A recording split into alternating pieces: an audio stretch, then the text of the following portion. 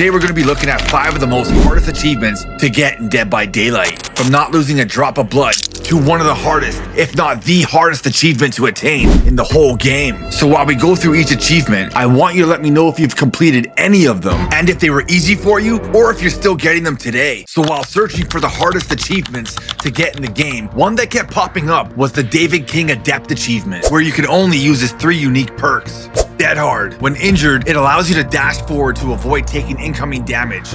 We're Gonna Live Forever allows you to heal survivors in a dying state at 100% healing speed, also giving the healed survivor endurance for the next 10 seconds. And on Mither, you get the broken stats for the whole trial, but you don't leave pools of blood, and grunts of pain caused by injury are reduced by 75%, while your recovery speed is increased by 25%, and you can pick yourself up from the dying state. What makes this the hardest survivor adept achievement to get is the fact that you have to use the one perk in the game that keeps you completely broken for the duration of the match, no Mither. So because you're injured for the entirety of the match, you lose 6 extra health states, making you an easy target for the killer to tunnel you out of the game. But with that being said, there are certain strategies that you can use to try to help you escape the match and complete this achievement. One of the main strategies is to stay out of high traffic areas like generators. There's other ways you can help progress the game and help your team besides doing gens, like going for saves, healing teammates, and so on. If you can work on generators when you know it's safe and the killer isn't around, go for it. But if they are, make sure you get out of there as fast as possible while leaving no scratch marks. It's a safe way to play, but when the deck is stacked against you, like it is with only having 3 perks, and one of them is no Mither, you gotta do what you gotta do to escape the trial. So although I've heard this achievement is tough to earn, I think it's actually pretty easy if you play strategically and avoid crowded areas. The next achievement is Outbreak Breakout. You have to open the exit gates and escape Raccoon City Police Department 20 times in public matches. Since one of the recent updates, map offerings in Dead by Daylight were changed from a guaranteed effect to prevent overwhelming map control and promote a healthier balance between killers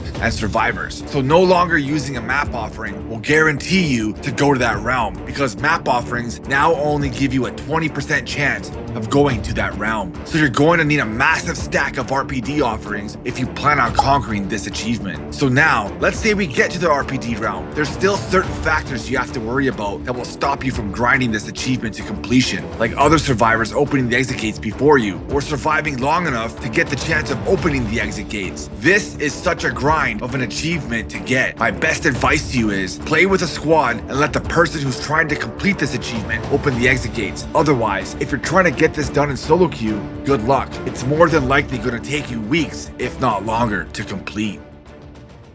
The next achievement I have on this list is Left 4 Dead, which requires you to have a lot of luck on your side, as well as some looping skills, so you can be the last survivor and get the chance to finish the last generator, open the exit gate, and get out alive. You may be thinking that this achievement is nearly impossible, and you may be right, because you need to make sure you're the last survivor in the match, which can be hard to do if the killer decides to tunnel you out of the game or slug for the 4K. Another thing that makes this one of the hardest achievements to get is the fact that normally you can escape through the hatch, but with this achievement, you're obligated to make sure to open and escape through the exit gate. Now, finishing the last generator is not as daunting as it seems, because when you're repairing a generator and the killer closes the hatch, yes, you will get knocked off the gen and it will be blocked by the entity, but it will still count towards the completion of the achievement. Now, there's a couple of great choices for perks that will help you get this achievement done, like Laurie Strode's Sole Survivor, which gives you 75% action speed when repairing generators and 50% action speed when opening the exit gate. The other perk I would suggest is Quentin Smith's Wake Up, which will give you an extra 12.5% action speed when opening the exit gate. Both of these perks will help you on your way to completing this achievement and crossing it off your list on your way to getting that platinum trophy. My best advice to anybody trying to complete this achievement will be to keep a low profile, help the team where you can to progress the game, and avoid the killer as much as possible. And if you do find yourself in the killer's target range, you better pull out your looping skills and make them give up and leave you alone. Outlast the rest of your team, work that last gen as long as you can, and be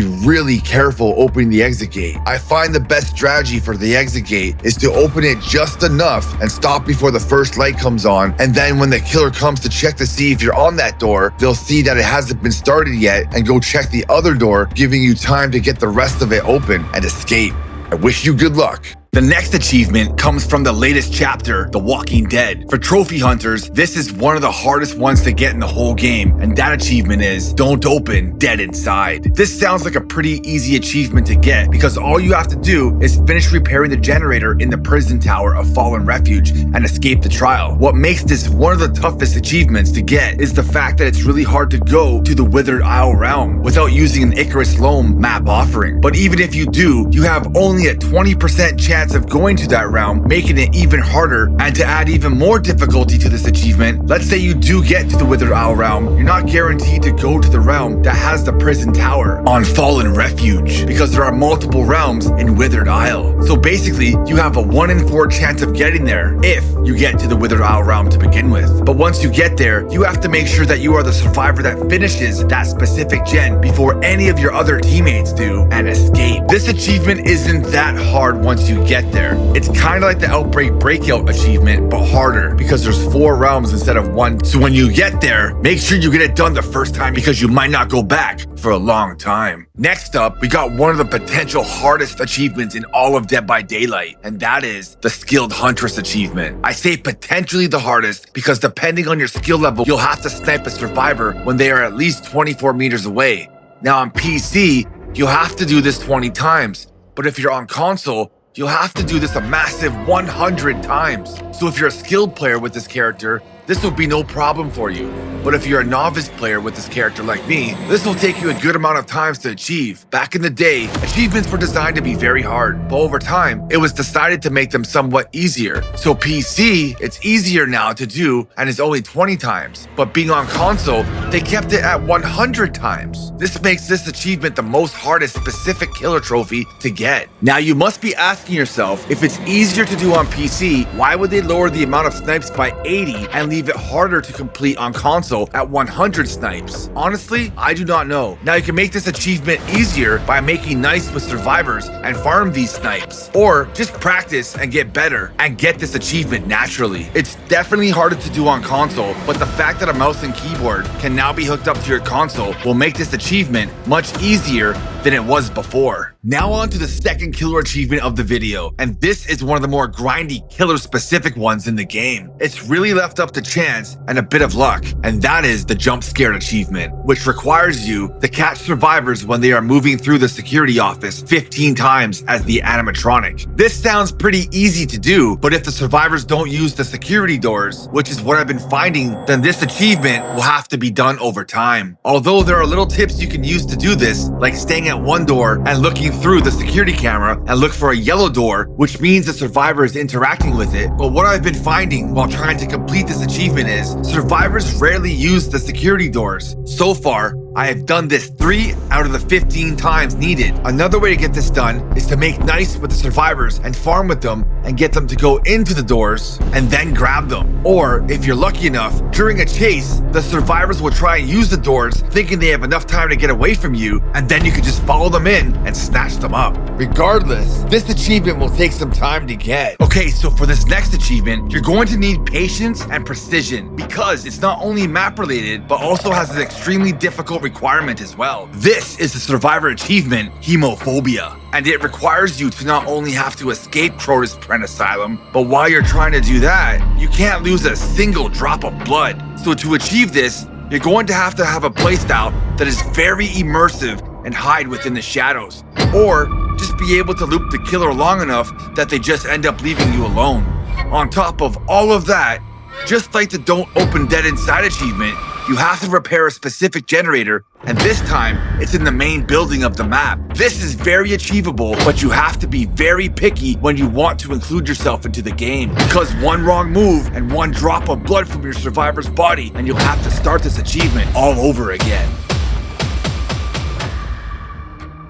From the Void She Kills is next up, and honestly, if you want to accomplish this achievement naturally, you're going to have to practice a lot to get the hang of the blink system. Or, if you're someone who picks up killer mechanics quickly, you'll master the Nurse 3 blink system easily. But if you're finding her challenging right from the start, that's okay. You can still farm with survivors and get this done, if you're lucky. I say this because from what I hear around the DVD community, this achievement is the hardest mechanically to get in the game. I had a lot of fun practicing and getting better with my blinks over time, and it felt really good when I finally got it because it just so happened to be the last trophy I needed to get to finally collect the almighty Platinum Trophy. We're down to the second last hardest achievement to attain in Dead by Daylight, and this one is another killer-specific and item-specific perilous challenge, and it is called Hand-Eye Coordination. In this achievement, you need to find and use a legendary item in either the hand or the eye of Vecna from one of his chests, but you have to also escape the trial afterwards. And that may not happen either, and even if you face a Vecna, you may not even find one of those items in one of his chests. Now you may be thinking that this is an easy achievement to get, but just think, there are 40 killers in the game, and with more on the way, there are many more killers that are much more popular and get played a lot more than Vecna. And honestly speaking, as always, it's pretty rare to go against a Vecna these days, and according to killer pick rates on Nightlight, in the last 28 days, Vecna has a pick rate of less than 2.30%, so your chances of going against him are very minimal. So when you do face him, make the most of it. Now we've reached the #1 most hardest and most difficult achievement to get in all of Dead by Daylight, and that is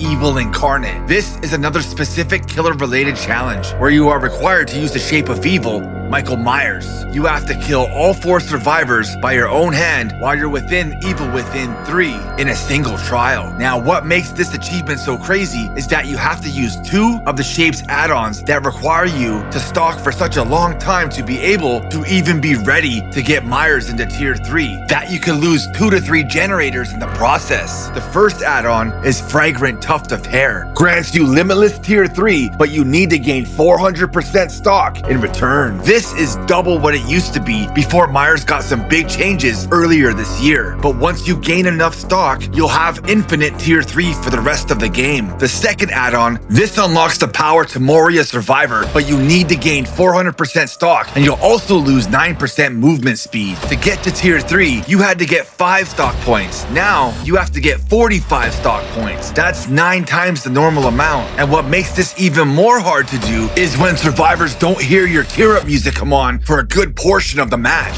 They know that you're going for this achievement, and you're going to try to kill them by getting unlimited Tier 3 power. So to counter this from happening, survivors figured out that all they have to do is interact with something or jump inside a locker. In my opinion, this is the hardest achievement to get because you have to do so much to get the unlimited status, but not only that, you also have to deal with pesky and annoying survivors trying to stop you from completing it. Is there an achievement that you think should be on this list that I did not include? If so, let me know in the comments. And if you like DVD lists, check out this video I made about 27 survivor mistakes and how to avoid them. I hope you enjoyed the video and have a blessed day.